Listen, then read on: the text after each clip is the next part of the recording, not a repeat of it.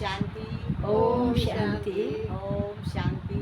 ओम शांति। ओम शांति। ओम शांति।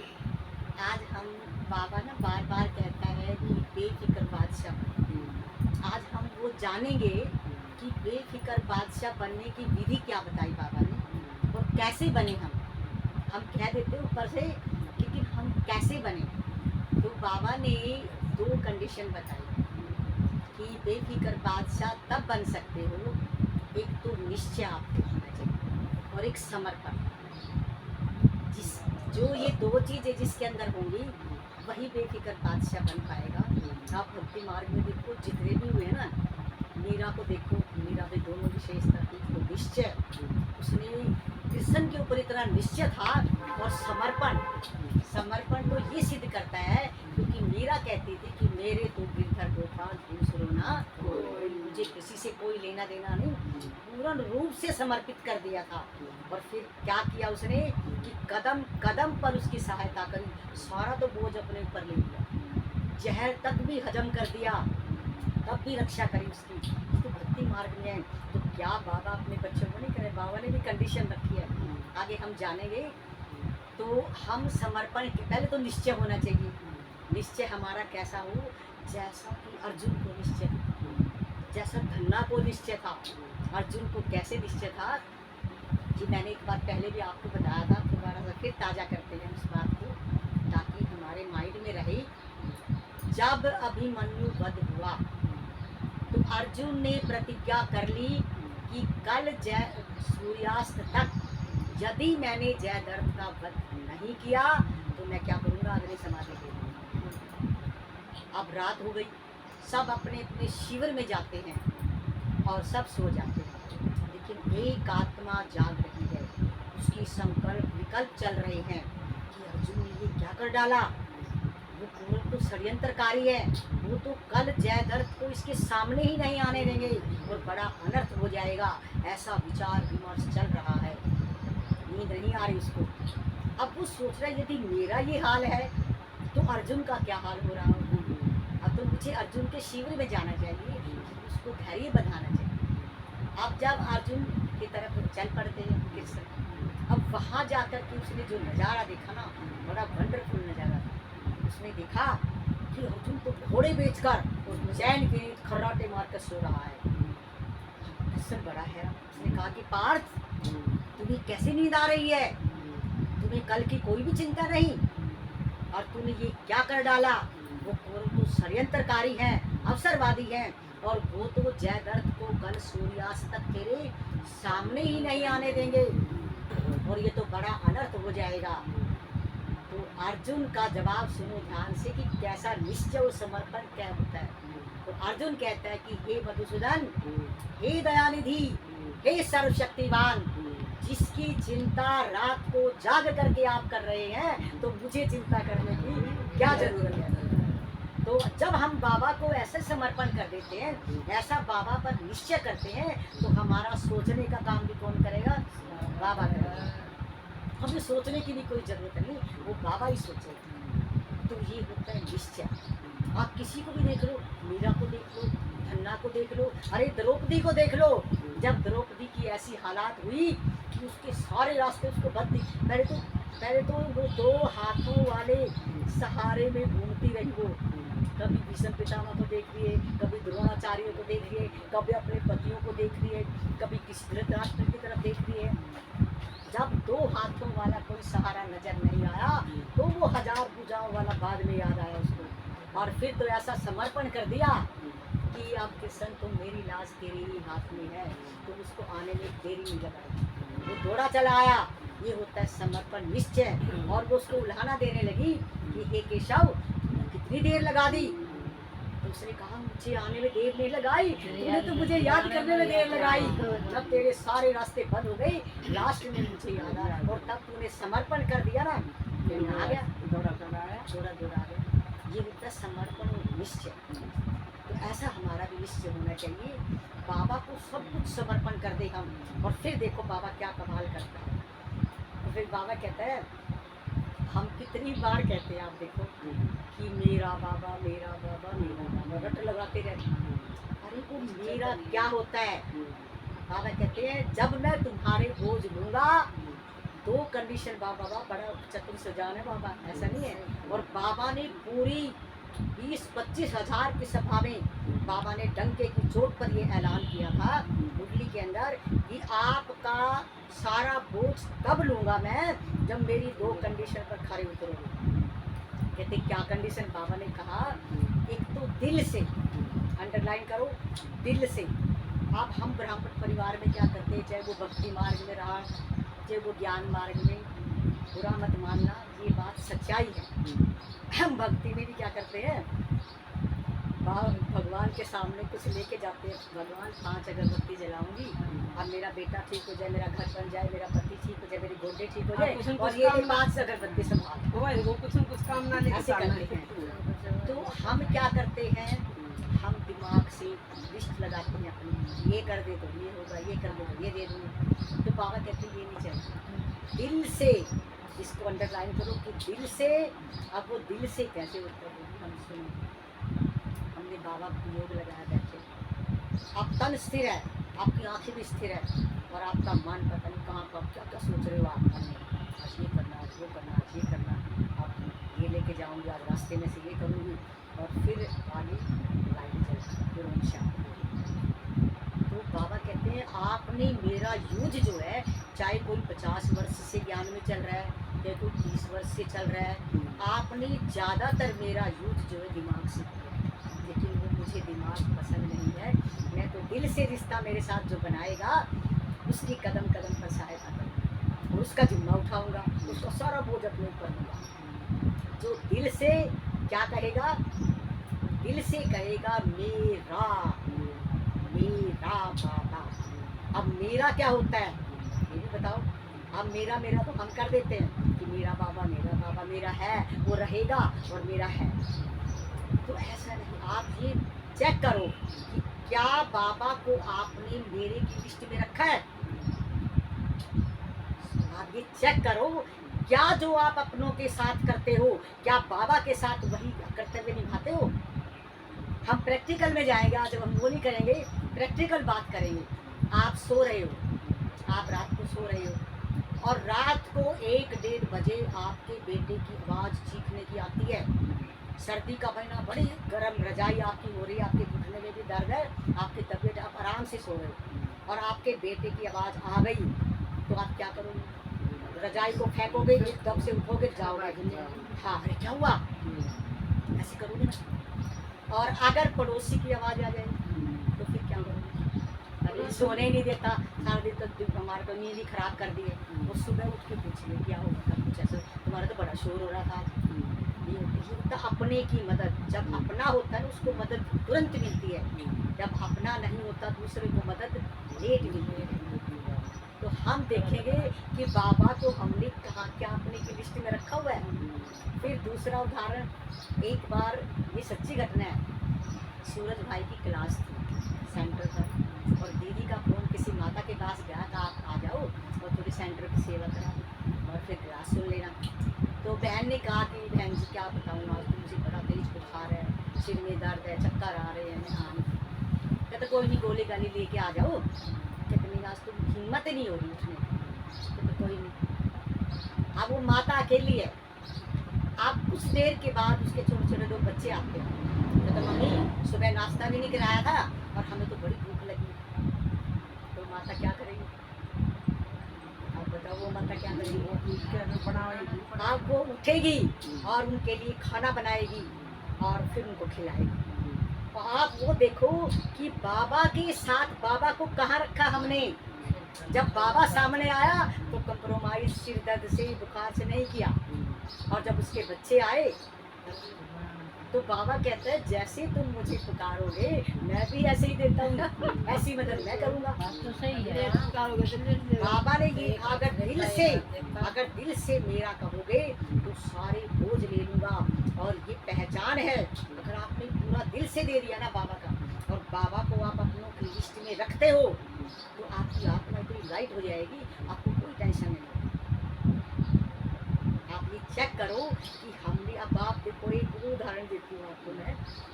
सबके साथ होता है ये कोई कहानी नहीं है। आज हम विचार करेंगे अपनी दिनचर्या पर कि हम क्या कर रहे हैं, बाबा क्या कह रहा है, क्या हम बाबा का कहना मान रहे हैं, क्या बाबा की श्रीमत का पालन कर रहे हैं हम। तो क्या होता, आप छोटा सा बच्चा देखा होगा आपने, 5-6 महीने का बच्चा रो रहा है ना, खिलौने से मान रहा है, ऐसे रोता ही जा रहा है बच्चा। फिर माँ बाप क्या करते हैं, उसको उछालते हैं, ऐसे नहीं उछालते हैं, और वो बड़ा हंसता है, और उसका इशारा होता है कि वंस मोर, यानी कि एक बार और, ऐसे खिलखिलाकर बच्चा हंस रहा है। अब ये कितनी रिस्की पोजीशन है, आप देखो, अगर वो बच्चा हाथ से छूट जाए नीचे तो वो खुद चोट लग सकती है उसको।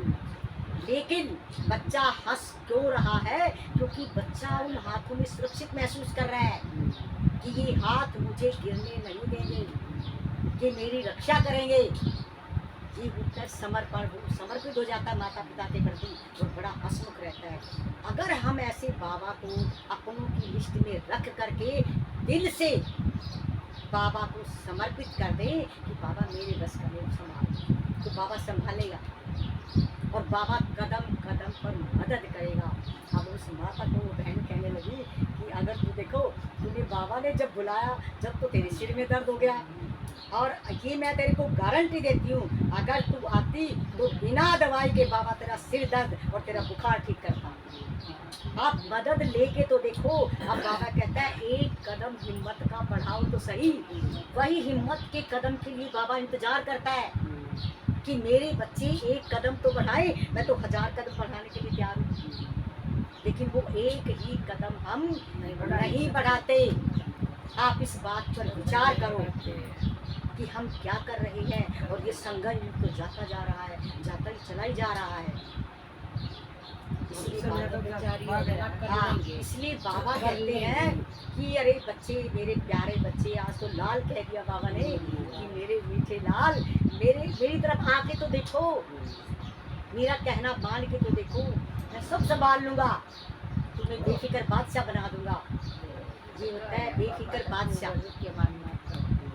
तो आप ये देखो कि हम क्या कर रहे हैं, हम कहाँ तक वो कर रहे हैं, हाँ, कितना हमने समर्पण किया है। समर्पण नहीं हुए, समर्पण जब तक पूरा समर्पण जब तक हम नहीं करेंगे तब तक कोई मदद नहीं मिलेगी। जब पूरी तरह से समर्पित हो जाएंगे तब बाबा भी तैयार है, बाबा तो तैयार है।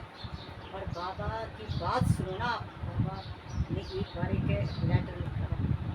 बाबा कहते हैं आपने तो सारा दिन बिता दिया और मैं इंतजार कर रहा हूँ कि मेरे बच्चे मुझे याद करें। आप क्या करते हो, आप सुबह उठते हो, सबसे पहले व्हाट्सएप चेक करते हो, अपना मोबाइल देखते हो, इसका कोई मैसेज तो नहीं आया, फिर अपने परिवार में लग जाते हो। मैं सोचता हूँ अब मुझे याद करेंगे, और मेरे नाम पे बैठ के पता नहीं कहाँ कहाँ घूमते हो, और मैं तो याद ही नहीं आता मुझे। तो आप योग में 10 मिनट भी याद नहीं करते। वो कहता है अगर 10 मिनट भी आप मेरे और आपके बीच में कुछ ना हो ना, इतने लवलीन हो जाओ मेरे अंदर कि मुझे कोई दूसरा ये कहीं बाबा है कि ये है, कहते नजर ही आए, पता ही नहीं चले कि कौन बैठा हुआ है। कहते इतना लवलीन मेरे अंदर होगा, सिर्फ 10 मिनट, 24 घंटे में 10 मिनट भी मुझे ऐसा याद कर लो तो मैं एक कदम मान लूँगा कि आपने एक कदम मेरी तरफ बढ़ाया। तो आप ना ये ऐसा समर्पण होना चाहिए। तो ये तो आप अपने पर चेक करो कि हमने बाबा को अपनों की लिस्ट में रखा है कि नहीं, ताकि ऊपर ऊपर से हम कह रहे हैं। आप देखो अगर समुद्र है ना, समुद्र में मोती चुभने वाला जितना गहराई में जाएगा ना तभी मोती हाथ लगेगा। ऐसे ही अगर हम बाबा की गहराई में जितना डूबेंगे ना, उनमें कोई राज बाबा का सामने आएगा। जितनी हम गहराई में जाएंगे, ये अथाह है, कभी कहते इसका कोई पारावार, जितना हम डूबेंगे इसके प्यार में, इसके प्रेम में, तो कोई ना कोई नया पॉइंट आपको मिलेगा और आपकी आत्मा खुल जाएगी। आपकी आत्मा इतनी पावरफुल बन जाएगी कि दुनिया की कोई ताकत नहीं है कि आपके माया तो कभी वार ही नहीं कर पाएगी। इतना आप शक्तिशाली बन जाओगे, माया तो वैसे ही डरेगी आपके सामने से निकलते हुए। तो बाबा कहते हैं बेफिक्र बादशाह ऐसे बनो कि जैसे भक्ति मार्ग में धन्ना जाट ने समर्पण किया। आप बाबा कहते हैं समर्पण में तो मैं कंकर से भी फसल उगा देता हूँ। असंभव को भी संभव कर देता हूँ। आप आके तो देखो मेरी तरफ, एक कदम बढ़ाओ तो सही, हिम्मत का एक कदम बढ़ाओ। मैं तो इंतजार कर रहा हूँ और तुम सारा दिन में फिर क्या करते हो? फिर आप खाना खाने बैठते हो। एक बार कहा मेरा बाबा, बाबा खाना खाओ, बाबा खाना खाओ। एक सेकंड में फिर वो कहीं चले जाते हैं, फिर अपने किसी परिवार में, किसी दोस्त के घर, किसी रिश्तेदार के घर। कहते मैं इंतजार करता हूँ कि बच्चा मुझे याद करेगा। अरे मेरे पास आ जा बच्चे, मैं तेरा इंतजार कर रहा हूँ। कहते तुम तो मुझे याद ही नहीं करते। ऐसा बाबा कहते। आप देखो कि हम क्या कर रहे हैं, इस पर ना विचार किया करो। आज बाबा ने मुरली में कहा ना कि व्यर्थ को समर्थ में जब बदलोगे तब आप एक महान आत्मा हो। ये व्यर्थ के लिए व्यर्थ ही तो सारा। बाबा के अलावा अगर हमारे दिमाग में कुछ चलता है तो सब व्यर्थ है। अब आप ये चेक करो, देखो इससे बल मिलता है आत्मा को। आप बार बार इसका चिंतन करोगे। आज पूरा दिन में बाबा को कितना याद किया। बाबा को चार्ट देते हो ना रात को कि बाबा पूरी पूरी लगन से आपके मेरे बीच में कोई ना आए। ये अवस्था कितनी देर रही है, आप ये चेक करो। वो होता है मेरा, कि मेरा जब मेरा बाबा कहेगा तो वो आएगा फटाफट, सबसे ज़्यादा सबसे जल्दी हमारी मदद करेगा, क्योंकि अपनों की मदद करी जाए, दूसरों की तो बात नहीं होती ना। तो इसलिए बाबा को अपना बनाओ, समर्पण करो और निश्चय बाबा के ऊपर पूरा निश्चय रखो। और निश्चय में एक बात और मैं आपको बता दूं, जब हम पूरा निश्चय करेंगे ना, समर्पण कर देंगे, भक्ति मार्ग में भी भगवान कहता है कि मैं अपना अपमान सहन कर दूंगा, अपने भगवान नहीं कर दूंगा। वो कैसे नहीं करूंगा, ये भी सच्ची घटना आपको बता दूं, ध्यान से सुनना। एक बार क्या हुआ, एक सेठ और सेठानी थे, उनकी कोई संतान नहीं हुई, 55 साल से भी ऊपर हो गए।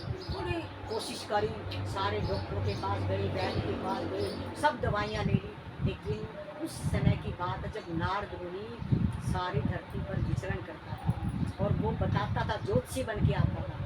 तो नारद मुनि से उन्होंने पूछा कि महात्मा देखना हमारी किस्मत में कुछ है संतान? कहते कल बताऊँगा। उसने भगवान से पूछा, वो सिखानी तो ऐसे पूछ रही थी।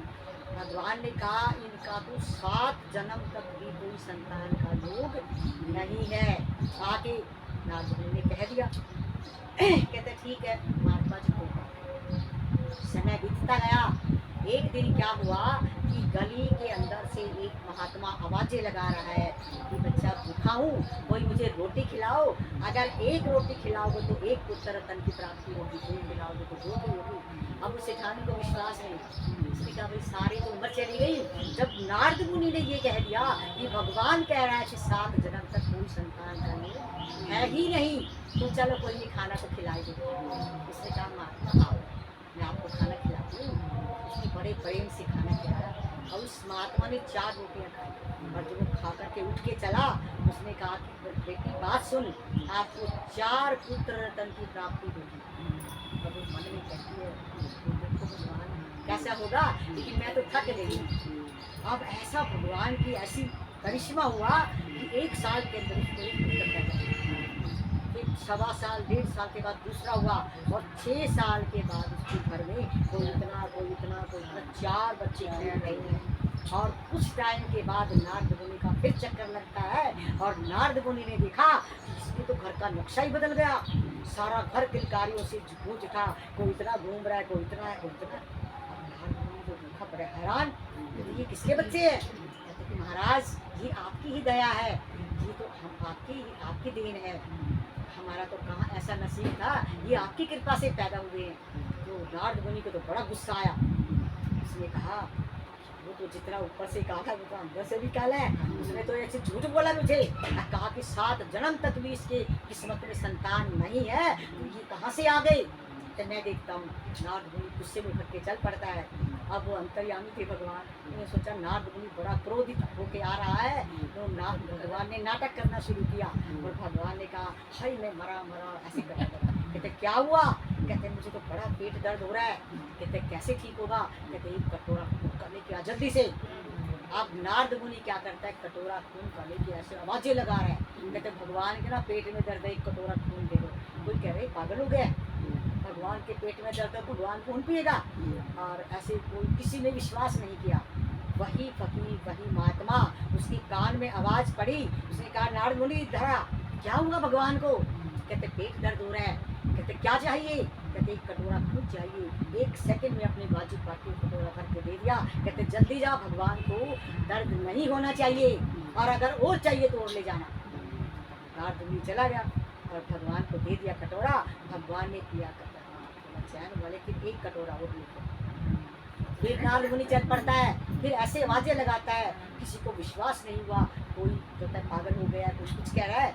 लेकिन उसी फकीर ने फिर आवाज़ लगाई। कहते क्या हुआ? कहते वो आराम तो थोड़ा सा हुआ, लेकिन और मांग रहा है। दूसरी बाजू फिर काटी। कहते ले जा, और अगर और ज़रूरत पड़े तो और ले जाना, लेकिन भगवान को कष्ट नहीं होना चाहिए। ये वर्डिंग जब उसने कही फिर चल पड़ा। फिर भगवान को दिया, भगवान ने दिया, आराम हुआ। तब तक उसका क्रोध भी शांत हुआ। फिर उसने कहा ये बात ये बताओ, आपने मेरे से झूठ क्यों बोला? कहता उसकी किस्मत में तो था ही नहीं। कहता है मैं अपना अपमान सहन कर लूँगा, लेकिन अपने भक्त का अपमान सहन नहीं करूँगा। उसने जो मुख से वचन निकाला था वो मुझे सच करना था, चाहे मुझे कुछ भी करना पड़े। ये होता है समर्पण। कहते तू ये तो देख कि किसी ने भी कटोरा खून का नहीं दिया, उसने अपनी दोनों बाजू मेरे ऊपर निछावर कर दी। ये समर्पण होता है और निश्चय होता है। तो ऐसा हमारे अंदर निश्चय होना चाहिए, और ऐसा समर्पण बाबा के प्रति जब हम करेंगे तो हम दुनिया के अंदर बेफिक्र बादशाह होकर के जिएंगे, और भगवान कदम कदम पर हमारी मदद करेगा। और समय की सीमा को ध्यान में रखते हुए अपने वाणी को विराम देती हूँ। ओम शांति, ओम शांति। भजन गाओ तो